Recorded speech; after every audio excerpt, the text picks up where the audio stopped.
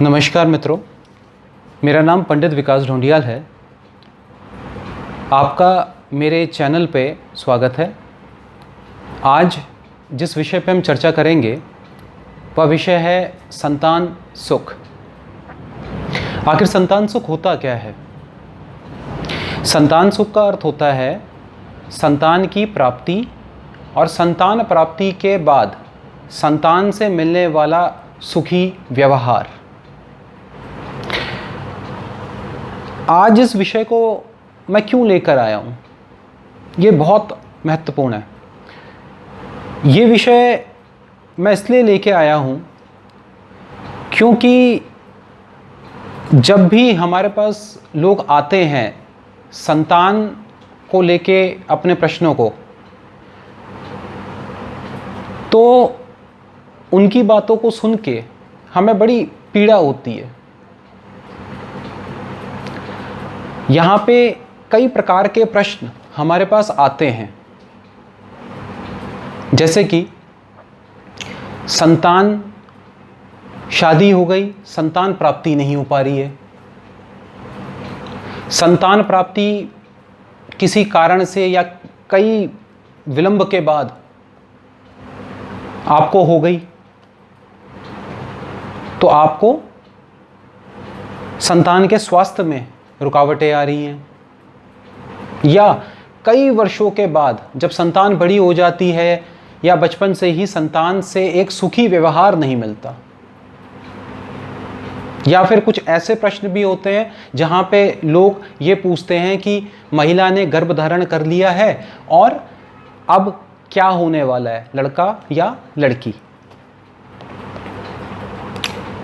जब मैं ज्योतिष सीख रहा था तो मेरे पिता ने कुंडली मिलान के वक्त मुझे ये बात समझाई कि जब भी तेरे पास कोई कुंडली मिलाने के लिए आएगी तो संतान सुख ज़रूर देखना, बाकी चीज़ों के साथ साथ। तो ये उसी बात को समझते हुए मैंने आज तक हमेशा संतान सुख को भी कुंडली मिलान के वक्त बहुत महत्वपूर्ण दर्जा दिया है।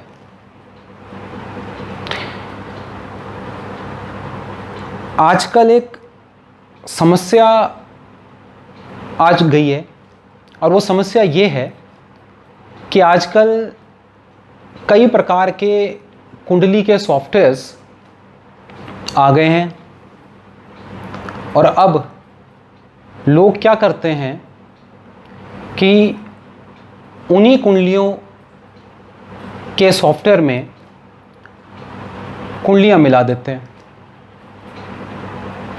अब कुंडली मिलाने के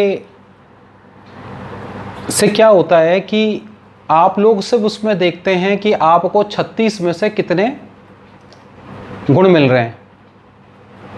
आपने किसी तजुर्बेकार एक्सपीरियंस्ड ज्योतिष की परामर्श नहीं लिया, आपने सिर्फ अपना निर्णय खुद लिया, आपने सॉफ्टवेयर पे कुंडली मिलाई और आपने विवाह कर दिया। लेकिन क्या ये सब काफ़ी था? नहीं। एक तजुर्बेकार ज्योतिष से जब आप बात करेंगे तो वो आपको आपकी गलती के बारे में बता देगा कि क्या क्या गलतियां आपने खुद कर दी।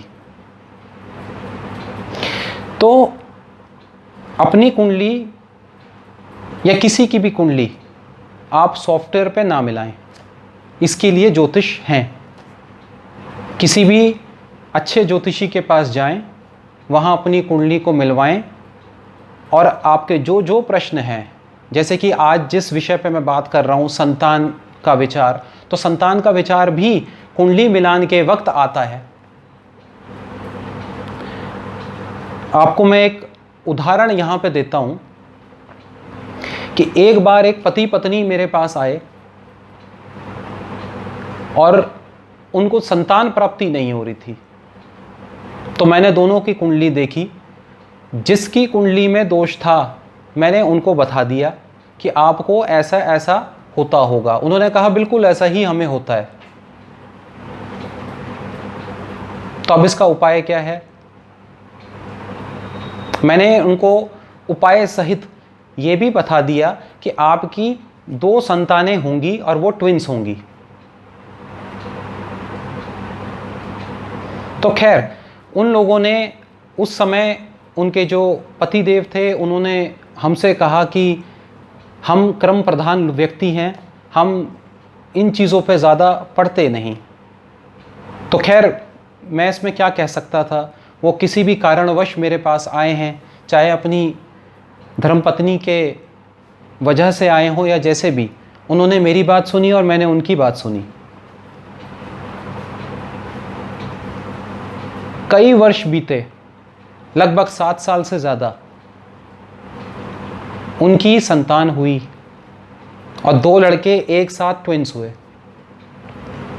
उन्होंने मुझे फ़ोन किया, उन्होंने मुझसे कहा कि आपने जो कहा वो सत्य हुआ, परंतु मैंने आपका कहा हुआ उपाय नहीं किया। अगर मैं कर देता तो इतना लंबा विलंब भी नहीं होता। तो ये तो एक उदाहरण है, मेरे पास ऐसे कई उदाहरण हैं। ये मैंने सिर्फ आपको ये जो कमी अपने आप कुंडली मिलाने की है ये समझाई है यहाँ पे। अब बात आती है कि संतान सुख कैसे देखा जाता है। साधारणतः ये निर्भर करता है ज्योतिष के अपने एक्सपीरियंस पे। जैसे पंचम, पंचमेश, पंचम के कारक ग्रह और पंचम पे पड़ने वाली दृष्टि, नवम, नवमेश और नवांश कुंडली साथ साथ देखते हुए सप्तमांश कुंडली भी संतान के लिए देखी जाती है कि संतान कब होगी, क्या होगी, और संतान होने के बाद क्या आपको संतान से सुख मिलेगा। इन सभी प्रश्नों के जवाब एक कुशल ज्योतिषी आपको दे सकता है। अब बात आती है उपाय की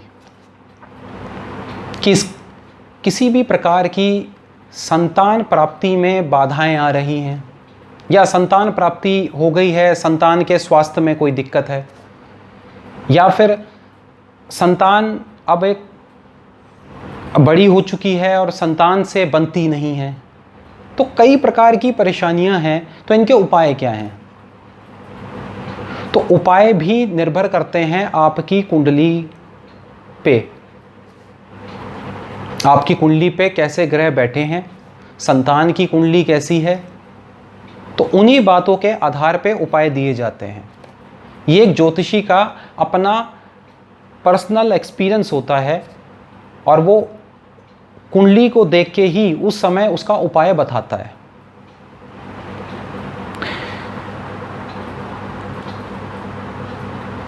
हमेशा मैं आपसे सिर्फ इतना कहूँगा कि हमेशा ज्योतिष की परामर्श लें। अगर आपको किसी भी प्रकार की संतान प्राप्ति या संतान प्राप्ति के बाद में किसी भी प्रकार की बाधाएं आ रही हैं, कोई दिक्कतें चल रही हैं, तो ज्योतिष परामर्श ज़रूर लें। आप जो भी उपाय करते हैं, मेडिकली उपाय करते हैं या कुछ भी करते हैं, आप वो ज़रूर करें, कोई दिक्कत नहीं है। लेकिन कभी कभी ऐसा भी देखा गया है कि इंसान अपना उपचार करवा रहा है मेडिकल साइंस में और उसके शरीर में किसी भी प्रकार की कोई ऑब्जर्वेशन नहीं निकल के आई, लेकिन संतान प्राप्ति तब भी नहीं हुई। तब आप क्या कहेंगे? मेडिकल साइंस तो आपको तभी दवाई दे सकता है जब आपकी बॉडी में उनको किसी प्रकार की कोई फाइंडिंग्स मिलें। तो ऐसे केसेस भी हमारे पास आते हैं जहाँ पे किसी प्रकार की ऐसी रुकावट जो आपके शरीर में वैसे देखने को नहीं मिल रही है लेकिन है। तो हमेशा अपनी कुंडली, अगर आपको किसी प्रकार की दिक्कत है, ज्योतिष को ज़रूर दिखाएं और उपचार पाएं। आशा करता हूँ आपको मेरा यह विषय और यह सब बातें आपका मार्गदर्शन करेंगी। अगर आप मुझसे अपनी कुंडली का विश्लेषण कराना चाहते हैं तो आप संपर्क कर सकते हैं। नमस्कार।